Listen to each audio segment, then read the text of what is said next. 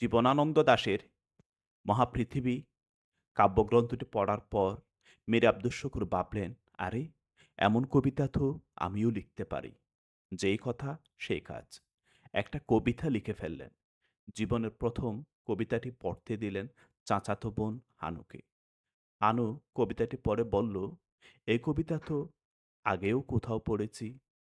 বোনের এমন মন্তব্য শুনে তরুণ কবি হাসবেন নাকি কাঁদবেন ভেবে ফেলেন না। তার লেখা কবিতাকে বোন বলছে, আগে পড়েছি। যেন তিনি এটি কপি করেছেন। আবার এটাও তো ভাবতে পারেন, আমি আসলেই তো কবিতা লিখতে পারি। মোল্লাবাড়িতে জন্ম নেয়া একটা ছেলে বলল, আমি কবি হতে চাই। তরুণ বয়সের সে আবেগকে রুখে দেবার জন্য হানু বাধা দিলেন। বললেন, কবিতা লিখলে ভাত জুটবে কোত্থেকে? জীবন সংসারে সাঁতার কাটতে গিয়ে চাচাতো বোনের কথাটি বারবার মনে পড়ে তার। কোন এক সময় দুরন্তপনার জন্য তার চাচা তাকে সীতাকুণ্ড নিয়ে এসেছিলেন। সীতাকুণ্ড হাই স্কুলে নবম শ্রেণীতে পড়াকালীন একটি অনাকাঙ্ক্ষিত ঘটনা ঘটে, যা তিনি তার আত্মজীবনী যেভাবে বেড়ে উঠি বইতে লিখেছেন। সেই ঘটনার প্রেক্ষিতে সীতাকুণ্ড হতে ঢাকায় পাড়ি জমান। তার চাচা বন বিভাগের কর্মকর্তা ছিলেন। বনের ভেতরে বসবাসরত সাঁওতালদের এক উৎসবে রাত্রি কাটাতে গিয়ে মদ পান করে ঘরে মাতাল হয়ে ফিরেছিলেন। ঘুম থেকে উঠলে তার চাচি তার এই ঘটনা বললে চাচার সামনে কিভাবে যাবেন? এই সংকোচ ও লজ্জা তাকে ঘিরে ধরে। বেশ, সিদ্ধান্ত নেন চাচা আসার আগেই ঢাকার ট্রেন ধরবেন। তিনি সবার অগোচরে সামান্য কাপড়-চোপড় এবং যৎসামান্য টাকা নিয়ে ঢাকাগামী ট্রেনে উঠে পড়েন। এটাই হলো কবি হবার জন্য তার ঢাকায় আগমন। ঢাকায় এসে জীবিকার সন্ধান করে ঢাকাকেই আপন করে নেন। ঢাকা আর নিজের জন্মস্থানের তুলনা করে বলেন, যে শহর জন্ম দেয় কিন্তু জীবিকা দেয় না, তার চেয়ে যে শহর জীবিকা দেয় তাকে আমার কাছে মাতৃতুল্য মনে হয়। সেদিন চাচাতো বোন তাকে কবি বলে স্বীকৃতি দেয়নি। কিন্তু তার জীবনের সবচেয়ে গুরুত্বপূর্ণ মানুষদের একজন ছিলেন তার চাচী। সেই চাচী তাকে কবি বলে ডাকতেন। গ্রামের মানুষরাও তাকে কবি বলে ডাকত। অথচ তখনও তার কোনো কবিতা প্রকাশিত হয়নি।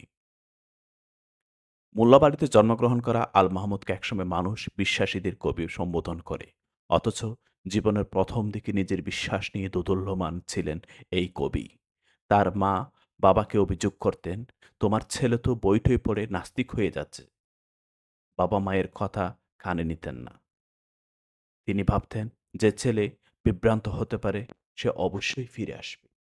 আল মাহমুদ জীবনের মধ্যখানে ফিরেও আসেন। ১৯৭৮ সালে হজে যান। হজ করে আসার পর প্রগতিবাদী কবিরা তাকে মৌলবাদী বলে আখ্যা দেয়।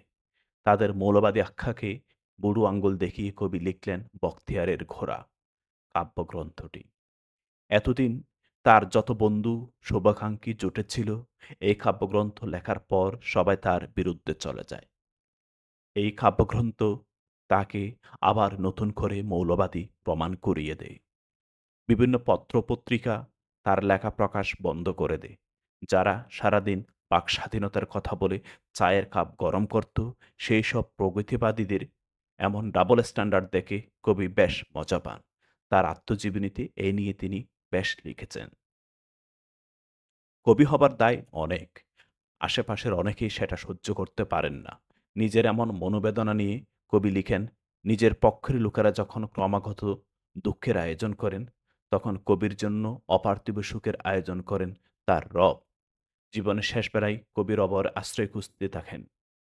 তিনি লিখেন, কোন এক ভোরবেলা রাত্রি শেষে শুভ শুক্রবারে মৃত্যুর ফেরেস্তা এসে যদি দেয় যাওয়ার তাগিদ, অপ্রস্তুত এলোমেলো এ গৃহের আলো অন্ধকারে ভালো মন্দ যা ঘটুক মেনে নেব, এ আমার ঈদ। মৃত্যুবরণ করাকে কবি ঈদের সাথে তুলনা করেন কেন? তাও আবার শুভ শুক্রবারে। কবি হয়তো এই হাদিসটি জানতেন, জুমার দিনে অথবা জুমার রাতে যদি কোনো মুসলমান ব্যক্তি মৃত্যুবরণ করে, তাহলে কবরের শাস্তি হতে আল্লাহ তাকে রক্ষা করেন। জামে আত-তিরমিজি ১০৭৪। ১৯৩৬ সালের ১১ জুলাই আল মাহমুদ জন্মগ্রহণ করেন। জান্নাতে বিশ্বাসী কবিদের পাশে তার স্থান হোক। আমরা এই দোয়া করি।